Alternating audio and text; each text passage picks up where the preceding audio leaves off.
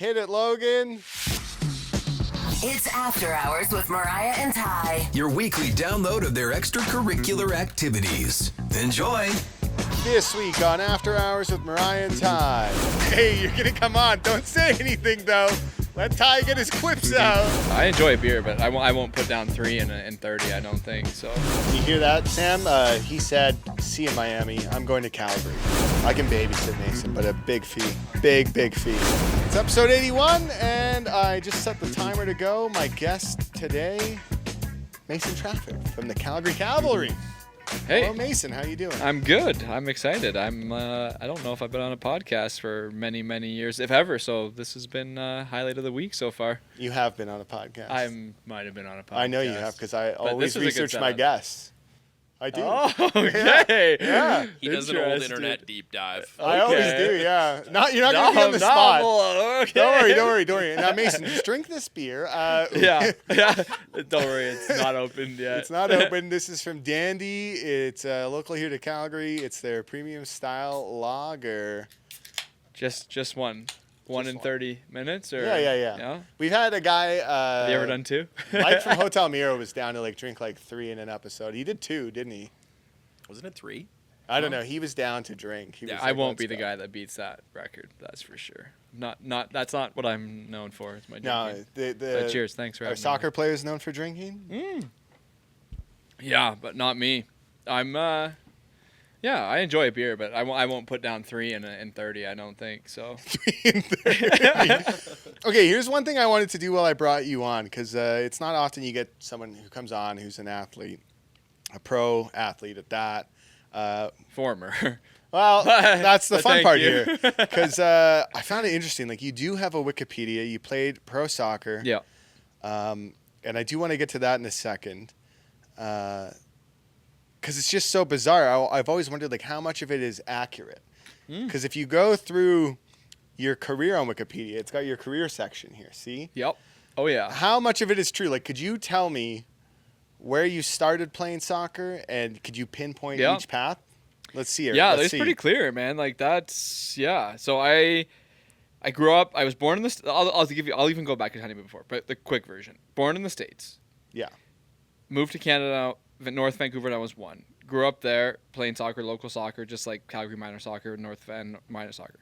Went to school at UNLV, University of Nevada, Las Vegas, soccer scholarship. Yeah, your parents would help you cut tape. All that, yeah, crazy. Back in the day when this, we were not digital. My dad had a camcorder, and we had to figure out how to turn it into a CD-ROM. It was wild thinking back about that. Actually, now thinking what we can do now with this stuff. But got to UNLV. Then from UNLV, I got my accounting degree, and then I signed for the Vancouver Whitecaps. That's an interesting story. You can ask me if you'd like later. But to keep things moving, UNLV, Vancouver Whitecaps, and then I went and played for a team in Rockville, Maryland, called the Real Maryland. That was a kind of a dark time. Yeah, I don't want to talk about that. That was weird. Skip over that one. But it served a purpose. It was kind of 2 steps back for 1 step forward. Then I got to move to the Finnish Premier League. Played 2 and a bit years in Finland, a really cool spot, between Finland and Sweden and the Baltic Sea. There's a little island, an archipelago actually, so 7,000 islands on the main one. Swedish-speaking island, independent sort of state, but it did belong to Finland. Wicked spot, the whole place was Pleasantville, if I'm being honest. From there, got called up to the national team, got my cap for Canada. Then I played in China for a year. That's probably a 3 podcast episode. That's wild. And then moved back to Canada, Ottawa. Then I got sold to Miami FC, which was pretty cool because that was the head coach at the time was Alessandro Nesta, who's one of the all-time greats of the game. And he hand plucked me. He was my position too. That was one of the cooler things that ever happened to me. And then I started talking to Tommy Åland Jr. and we got this Cavalry project going. So when you went from Ottawa to Miami, how did you was it hard to live in Miami? Was it not expensive as hell in comparison? They paid me pretty damn good in Miami. That's why I went. Okay. No, I had a really good thing in Ottawa. Ottawa was wicked. It was Ottawa Sports and Entertainment. The new Lansdowne, which is a $500 million development we played where the Red Blacks of the CFL play. Beautiful. I had a small business there. My wife was working. Things were awesome. Mark Dos Santos was the coach. Mark's one of Canada's top up-and-coming coaches. He coaches at LAFC now in the MLS. It was wicked. Wow. It was awesome. The story there was I was literally traveling Southeast Asia with my wife for like 6 weeks. We were like out of cell service in Vietnam somewhere, and I'm getting like, I check my phone when I have Wi-Fi, and I get all these texts from my agent. He's like, you got to get online. Like, there's this team, Miami FC. There's like an Italian billionaire named Ricardo Silva. He's bought this team. They've got Nesta, like legend of the game. If anybody knows soccer, if there's any Italians, they like are like, holy shit, like Alessandro Nesta's a big deal. Won the Champions League, won the World Cup. They want you. Mm-hmm. But I was in that spot. It was like a great spot for me. I'm like literally like looking at my wife across, or my future wife across like the beach there in Vietnam, being like Miami wants me to go. Like, they want to buy me out of my contract and like sign me to a multi-year deal. And we were like, okay, well, we got lever. Like, the best position to be in your life is to be able to say no and still be happy. Yeah. Because we had that in Ottawa. We had a great group of friends, great community. Everything was fantastic. So you weren't like forced. I was just like, okay. And then the offers just kept getting better and better. And finally I was like, that's the one. We'll take that. Yeah. Wow. Miami must be like a bit of a draw, and it's not like some like team in the middle of like nowhere US. Like, yeah. Miami'd be pretty fucking sweet. Honestly, it was awesome. First of all, you have Alessandro Nesta as head coach. I've said it like 6 times. I apologize. I'm not name dropping. But Name like, drop, dude. he comes with like Get a these name drops out. Yeah. But he won the World Cup. He Yeah. won the Champions League. AC Milan, like legend of the game. He had like the standard, so everything we did, the standard had to be like really high from on the field, but off the field. Like, this dude's not traveling and like shit. Like, we're not staying at like Motel 6s and eating fucking, McDonald's before the games. Like, we were like treated like an MLS team. We had like an MLS budget. So they did everything right. Plus, I lived literally my apartment. Miami has Miami Beach, a strip of land, but then it has a Biscayne Bay, which is like a huge bay. Mm-hmm. And then like the mainland of Florida starts. We lived literally on the beach. I could have jumped from my deck and landed in Biscayne Bay. And it was just sick. Like, in Edgewater, 10 blocks from the American Airlines Arena where the Heat played. Like, just like, it was fucking awesome. Downtown It was Miami. awesome. It was awesome. You hear that, Sam? He said, see you, Miami. I'm going to Calgary. All right? People do it all the time now. Yeah. Usually, Matthew Tkachuk did it the other way around, but you were like, no, I'm coming to Calgary. He called I got Matthew it. about that. But Yeah, Matthew called. Yeah, I was before him, actually, I think, wasn't I? It's funny that you said that, like, you were in a comfortable spot in Ottawa, because I'm like, how can I even relate to that? And I was like, I once worked in Winnipeg, and I got an offer to go somewhere else, and I said no, because I was having a good time. That's as close as I That's saying get. something from Winnipeg, That's as close as I get. So when you were in, what did you just say? Before China, you were playing Before Finland, China. correct? Yeah, Do Finland. you speak Finnish at all? Did you pick up any of that? Like, Well, I 'cause spoke you're- Swedish. It was a Swedish-speaking island. Okay, So so it was Like, owned by if Finland. but- listeners and you guys, Google A with that little an A with a little O above it. Mm-hmm. O, it's like pronounced O in Swedish. LAND. Like, Google that when you have 10 minutes at night when you're chilling before bed. It's a fucking wild place. have you gone It's like back? 30,000 people. No, but my cousin Charlie Trafford, that plays for the team, is getting married for like. Oh, and that's where you're going. Well, I you also might- have you might twins that are 2 years dip over old there. and a 6-year-old, and we're trying to go back to Finland. The wedding's in Helsinki, but we would go to Åland if we could, because we have all these amazing friends there, and it's such a wicked spot. I don't know if we're gonna get it. I can done. babysit Mason, but a big fee. Oh. Big fee. Yeah, yeah, you'll need it, because trying to babysit these 3 kids, it's not easy. On a side note, on that place that you were playing, I'm reading, and it's its own autonomous land. That is, Yeah. I've never heard of a place like that before. Yeah, like the European Union does like studies on it, I think, on like how to be like Pleasantville. It's like got a great economy. There's like no Jesus. crime. It's What? beautiful. It's like this like little like perfect spot in the middle of the Baltic Sea that you can get to Stockholm on a boat. Get this. To travel to away games, because we played, it was closer to Sweden, but we played in the Finnish league. But to get to away games, we would arrive at the port, because it was like literally surrounded by water everywhere. We'd arrive at the port where they have these huge cruise ships that they would convert into like passenger vessels. At 11 p.m., we'd get on the boat. You'd have a snack. You go and you'd sleep on the boat, 2 to a room. You'd wake up and you were in Helsinki. It was like a 12-hour cruise ship. So- You'd land, and then from Helsinki you'd bus to the game. It was, and the boats were like casinos as well, so it was fucking awesome. So if you won the game, the return trip was pretty awesome. A lot more fun. Yeah, it was wicked. In Winnipeg, you could skate the river to a bar. So. I don't know why you could do that too. Yeah. Oh, you can there. Yeah. That is true. That is true. Yeah. I always wondered why we can't skate the rivers here in like Calgary and Edmonton. Like when winter came in Edmonton, it felt like we'd just sit there and be cold, and I hated that. It's all flow Yeah, rate. I don't know. Like, I need to spend more time in Edmonton and Winnipeg because I don't have the best vibes from those places. Yeah, I have I'll an take you to amazing Winnipeg. vibe from Ottawa. I loved Ottawa. It was amazing. It reminded me a lot of Calgary. I'd skip Edmonton personally. Yeah, I mean, I'm from Edmonton. Yeah. But I have a cousin that lives in Edmonton. He swears by it. And people that actually live there are, like, big fans. The only other person I know who played pro soccer lives in Edmonton. Who's that? Sean Seiko. He was Oh, my I've heard of brother's him, best friend. And when he got bought, I think he just was like, I'm not leaving to San Antonio. No chance. I don't know. I can't speak for him. Sean, I'm not going to speak for you. I have no fucking clue, dude. No, yeah. I remember the name. I don't know him well, but I remember the name. For sure, I remember the name. He was captain of the FC Edmonton for a Yeah, bit, that's I think. right. Yeah. So, Yeah. crazy. Yeah. Before we move on, I do want to ask, so you speak Swedish. You say Well, can I you could, but when I left, sorry, I don't know how we skipped. Sorry. It's a podcast, you know. This is the I- beauty of it. We don't have to stay on track at all. Yeah, no, I did. I took lessons. Yeah. And I was really good by the time we left. I would say I was like 70%. Like I could hold a conversation.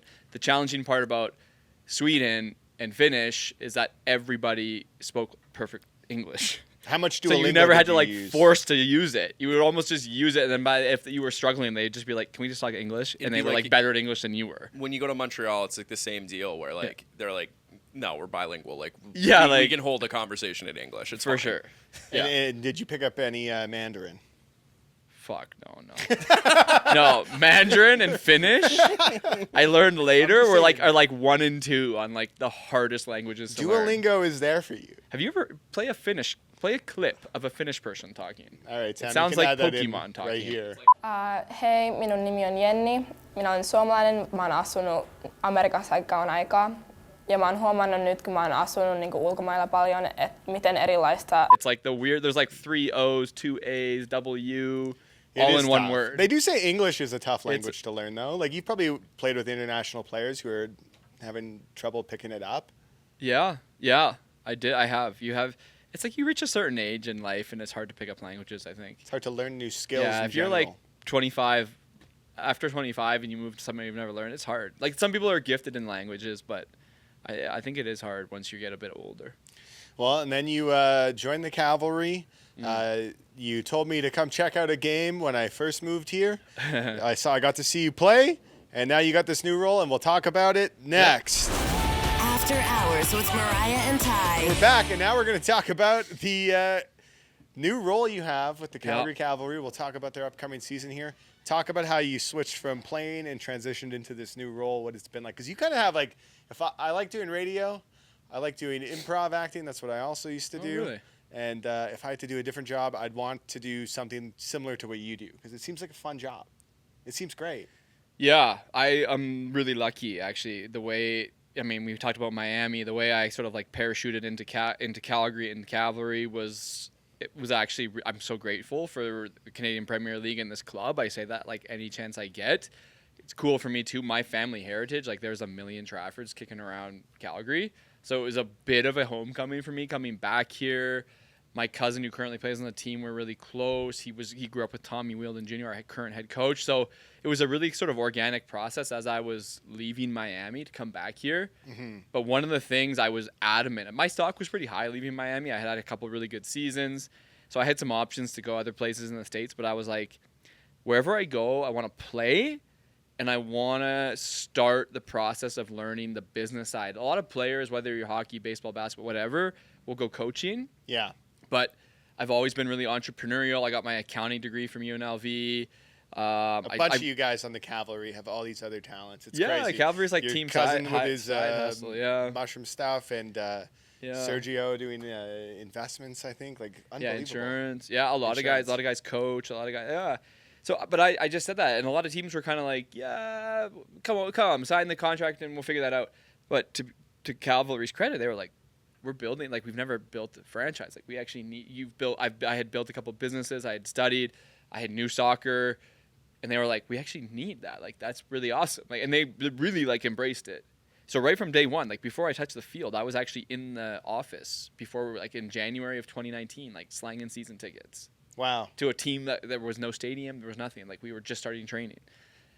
So I was like, okay, this is real. This is what I wanted. Like I didn't want some like cushy job where you're like, go, shake some babies and, that type of thing, kiss some hands. Like it was like actually like work.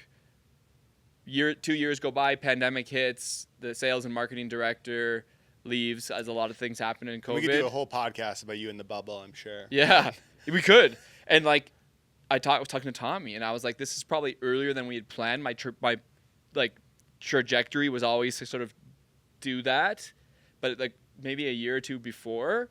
But I was like, let's do it. Like if I don't take this now, somebody else is going to come in. Who knows how long they'll have the job for. Boom, took the job.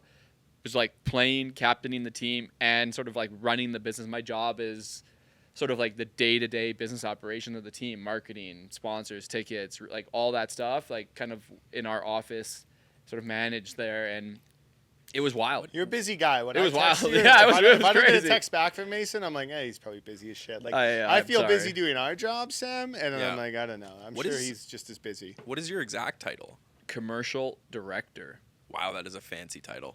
Yeah, like it could also Could it be just like be, like, director of sales and marketing, General manager, Marketing guru, kind of. marketing- Well, like- Tommy's a GM, and that's Okay. more. When I think of GM, Well, yeah, there's I think more this- like sport. He's managing like player signings, contracts. I don't mess around with that. Yeah. I do like the business side. Like I basically am like the chief revenue officer. I like Yeah. try to make the club money. Yeah. kind of with like in the sponsors, NHL, director of hockey ops kind of deal. Like kind That of, yeah, It but is. that would, It is got to be frustrating because we do always have to like reference it to hockey because it's so different, right? With like, is the roles different or no? Yeah, like again, I'd say director of hockey ops would be more like the sporting director in soccer. That's the guy that's gonna sit, watch video, comb the globe, comb Calgary, comb Okay. Canada, and be like, we want that player, we want that player. We're gonna implement them into our system, which is like hard hitting, like circulate the puck. That's what we have that too. Like like almost like the player, like let's build a great team. I'm trying to build the business of football in Calgary, in Alberta, in Canada even, and turn Cavalry into an amazing place to go watch a game, to make sure we're sold out every game, to bring in sponsors, to work with you guys, media partners, and to be like, this club's fucking cool, it's amazing, and it's successful as a business, not only as like a soccer property. yeah. I think I've taken almost anyone I know to a game. Like my friends from Edmonton who come up and visit, they always. Here's what my friend Colby did. Here's an exact walkthrough. We're sitting there and he goes and slaps me. He's like, "This is fucking crazy," is what he says. Oh, this is the Aussies? No. This is my friend Colby Oh. from Edmonton. Okay. He's sitting there. Sorry, yeah. It's the first time I brought in a lot of people to the games, but he's slapping me. And he can't get over it because in Edmonton there's nothing like that. And I don't know if that's just Cavalry or if it's just Calgary in general. Like they like sports as in a wider net, or it's the marketing you're doing. I don't know. Oh, maybe we should say all three. I don't know. Yeah. We are. Why really, not? We're really lucky. We have incredible ownership. The Southern family and Spruce Meadows. If you haven't been there, it's just like naturally a beautiful spot. So instantly you have a leg up because you go there and you're just kind of like, whoa, this place is cool. Like this is the fact that place even exists is kind of mind blowing. Like 1,000 acres, 15 minutes from downtown Calgary now with the ring road. Like this exists. That's privately owned with a stadium kind of built down, natural grass, 5,000 seats. Like Edmonton, they have a great sports culture. They have a great soccer scene. So I do believe that they will get a team back, but they didn't have that. Like Clark Stadium, Olympic Stadium is not that. We have like a dedicated space where when you come there, you're like, shit, this is There's cool. a concourse. Like it's There's a crazy. concourse. There's a It's plaza. the You're like- nicest plaza in the city. Like when you go to a sporting event Yeah. in the city, like that's the place to go. Yeah, yeah, And it is. that's- It is cool. And then I think we have a tremendous team of talented people. Like cliches are cliches for a reason. Like yes, we have that. Like that foundation piece is there. Our ownership's fantastic, but then we've got some great leadership. We've got great players. We've got a great coaching staff. That's why Cavalry's been, we're pushing to be one of the best teams in Canada, whether you're a Major League Soccer or Canadian Premier League. Like we're there. We're in that conversation every year because the system is built. Like that takes time. That takes time. It takes effort. It's not easy to do that. People behind the scenes. Yeah, it's not. Yeah, you probably have gotten to know them more than ever. Like, do you find with this role you're really appreciating maybe in the past the places you've played before and like what they had to have done to make it what it was? Or do you think it's like in some teams maybe you just have enough money, you buy a big enough player, and the success comes? I think that's such a good question. I think I have learned as much from like shitty places I've been as great places. Because if you're like going through life just like absorbing, right? You see like, and I didn't even realize I was doing, but I've always done it. I really like the way that coach managed, like on a human level. That I really like the way that stadium had their fans down in that area. I really like, this website, this interface. Like I'm always thinking about that stuff. And you're right. Like some clubs, I told you earlier, I was like, let's not talk about Maryland. Let's not talk about Real Maryland. Like that was a dark time in my life. Like that was the shittiest club. Sorry, Real Maryland. It was the shittiest club. Hey, you know what? I got some radio stations I could dunk on. I won't do it. I won't do it. And I'm not trying to pile on, but like I learned a lot there too. I was like, that is how I do not want to manage. I do not want to lead in that way. Mm-hmm. And that stuck with. That's almost like more valuable than any lesson I've learned from a great club. It's like when you do a bad improv show, Sam. You got to learn from these things. Now, this is the portion where I thought I would let Sam ask you a question, even though our light just burnt out. Hold on one second. I did. It's okay. We're just going to edit around that, Sam. No, keep that right in, man. Keep that. People do like that shit. All right, Sam, what's your question for Mason? Do you have one? Like our game of the week? No, I have a game of the week. You're going to play against them. Sick. I have not researched. I have no idea what you're talking about. I guess like my one question would be like when you come out of like a playing career, you kind of wind down from like the same level of training every day. How does like as like a former athlete, how do you feel now post playing career? Like are you still itching to work out like crazy and like spend a bunch of time training, or do you kind of just chill out a little bit more because you don't have to anymore? You know what? That's a great question. Should I stand up and give like a bod shot? I didn't expect Sam to ask such a well thought out question. That was deep. Yeah, he pulled that out. That was a deep question. Well, I'm always curious because like sometimes you see like old athletes, people people retire, old wrestlers look like they're like 600 pounds. Not trying to dunk on Keith Kachuk here, but he's a hefty man. He obviously didn't keep with the training regimen, right? No, I agree. Like, not a lot of people, as soon as they retire, right, within a year, they've put on a few. But Are you still out there training with the boys ever? You ever get into practice? No. Funny enough, when I stopped, I was like, I'm gonna stop. Like, I go out to training, but pretty rarely, to be honest, because it started. I wanted to be like, that's not my place anymore. Like, I need to let the new blood come in and take ownership of the team. I was the captain at the time. Yeah, you were the captain. It'd probably be hard to fight that. Yeah, I was battle. like, there's new guys here that can do this now, like better than me. Like I don't need to be there.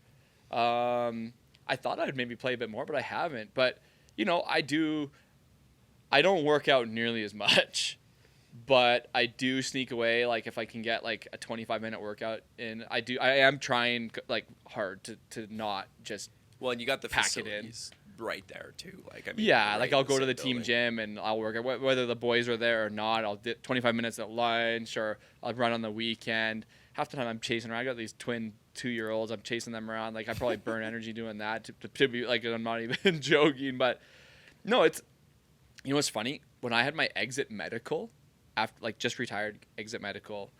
Didn't even know that was a thing. Yeah, you have your exit medical. Like you have an exit medical after every year just to like clear the player, right? To be like, are you leaving the season with a bunch of injuries? I'm assuming they do that in all the sports because they don't want you leaving and being like, yeah, I have like a bum leg, and then insurance or whatever.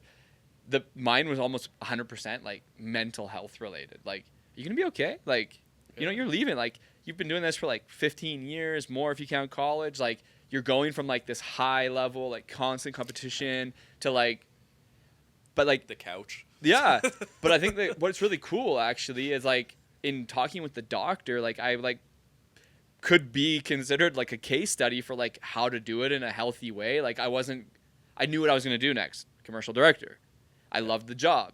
I had trained for the job. I had been transitioning doing both for like 2 years.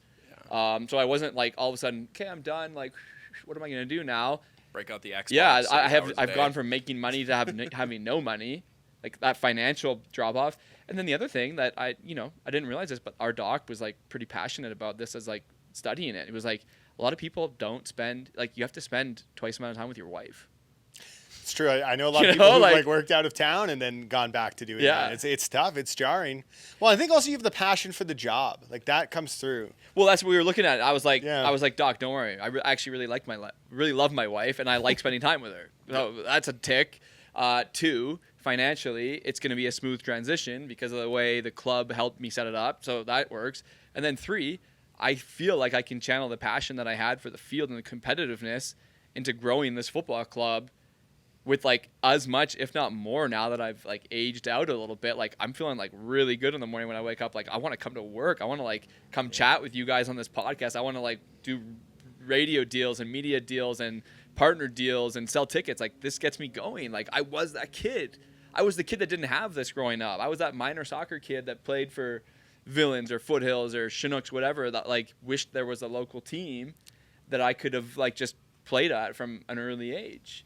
In the end, there was the Whitecaps for me, to be fair, but there's a lot of kids that didn't have that, and now we do, and I feel really like passionate about building it to get that too. So. Yeah, and here we are. We're building it in real time. And now it's time for Mariah and Ty's Game of the Week.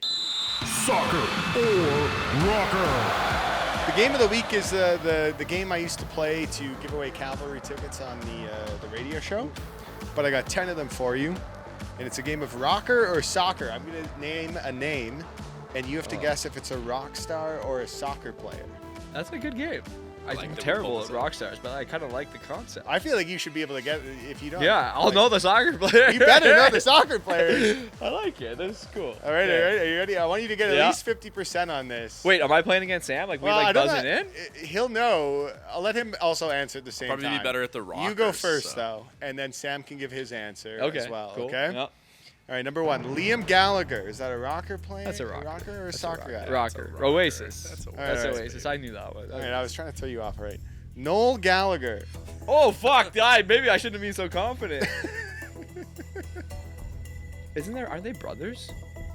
Yeah, I think rocker as well. Rocker. Okay, you guys are both right on that. So both were right. Liam and Noel Gallagher. Yeah, those are both correct. I really got nervous that I made myself look like an idiot because I was so confident with my first answer. Comes on an alt-rock podcast, immediately butchers the Oasis question. All right, number 3, Aaron Ramsey. Footballer, soccer player. Yeah, it's soccer. Yeah, Welsh. Yeah. Yeah, it's Cardiff City. Yeah. They're really sucking this year, guys. Where is he now? He's at Cardiff City. Oh, he's back in Cardiff They're really City. sucking, guys. I'm from Cardiff, Alberta, so if I have to cheer for a team internationally in the EPL or the EFL, that's who I'd cheer for.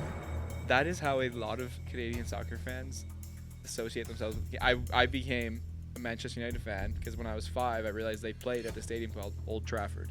I know people who are just like, well, the Man City are so good. I'm going to cheer for them. And I'm like, shut up. Where's the fun in that? There's no pain. But you are from Cardiff, Alberta, so you became a Cardiff City fan. Like, that's classic Canadian We're named after culture. Cardiff City. Like, I was like, whatever. Awesome. It's like NFL fans in Canada instantly becoming Kansas City Chiefs fans. It's like, come on. Like, you can pick a team with a little bit of heartache, right? Can you not? Don't we have some Buffalo fans because of the proximity, though? Yeah. There's But maybe Buffalo fans like Vikings. all through Western Canada. Seattle. Here. All right, number 4, Brandon Flowers, rocker or soccer? I shouldn't be so confident. That's also a rocker. That's the Killers, who I seen in Vegas. Rockers. That's true. You went to UNLV. You should know. I saw them a few times. They're from Vegas. Yeah, they were. Yeah. All right, Jack Grealish. That's easy. That's Man City, number 10. Yeah, it's a soccer. Okay. For sure. I like Adriana Leone. That's that's one of our women's national team players. Yeah, I think she plays for Man United, doesn't she? I think she plays for Kansas City. I could be wrong. Maybe. But you were correct. Sam, he answered it for you. Patrick Bamford. Soccer. That's a rocker, is it not? No, that's It's a Leeds soccer United. player. That's Leeds. All right, Emily Haynes.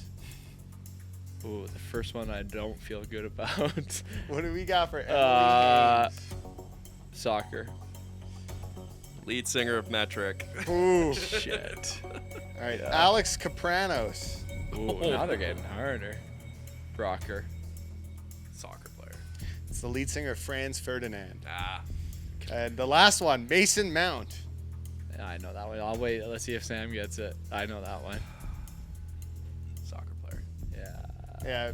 what United. team? United. Come I on. was figuring if he knew it, then it was probably a soccer player. Yeah. He's pretty good on the music ones, but That was a cool bigger game. than I like that game. It's fun, yeah. Maybe Logan will add some sound effects. It'll really liven it up. Okay. Yeah, we have an intro made and everything, so I'll send that Love his it. way. Sweet. Well, that almost wraps it up. What did you think of the beers, Mason? Really good. Yeah, I'm actually a big fan. I've been to this brewery, right? This is the one in Kensington? No. I don't know where Dandy's located. I've never actually gone. Yeah, in. I've been to this one. It's not Kensington, but it's near that farmer's market. It's good. Sam, what'd you think? easy to Yeah, it's drink. easy. I like it. Yeah. You know, What do you want to promote while you're here? Last little time to tell people. I think if you're listening to this on Thursday, it's Fan Appreciation Game, October 12th. Be there. Yes, it's going to be a final regular season home match, October 12th, 5 Yep. p.m. at Field at Spruce Meadows. Again, parking is free. We have some wicked Calgary Board of Education offers, and we're getting like a lot of students going to come out to this game, and we're going to donate money back to the school. We got a hot dog. We got a bunch of gifts for them. Plus, it's a huge match. Like, if we win and a few results go our way, we'll secure second place and play a monster semifinal against Forge. If we win that, we host the final here in November. So, if there was ever a time to come to see Cavalry FC, this Saturday is that time, 100% hands down. plus good weather. as well. Yeah, and It looks apparently it's like great. going to be like 20 degrees in Yeah. October. Like, come on. Like, I'm used to like going to Stamps games in the fall and it's like snowing and -10. So We played a game Perfect. against Forge in 2019, I think it was, and it was we had like blowtorches and patio heaters on the field trying to thaw it out. Oh, man. And here it's like 20 degrees and I'm rocking a t-shirt today. And it was like I think it was actually last week in 2019. It was like early October. Yeah. Yeah. Well, Mason, thanks for coming on. Hopefully you like this. Hopefully this wasn't too stressful. I told you didn't have to prep a lot. I told you I'd be good. Hopefully I didn't talk too much. I feel like I always talk too much. Well, no, so- you're the guest. Why would you? yeah, I Yeah. apologize. What in are you advance. like? Hey, you're gonna come on. Don't say anything though. Let It's Ty get God. his quips out. Yeah. Mason, what do you think about this? My question for Mason, he's gonna answer to me off the air is, what does he want more, a playoff victory, or does he like winning the league more?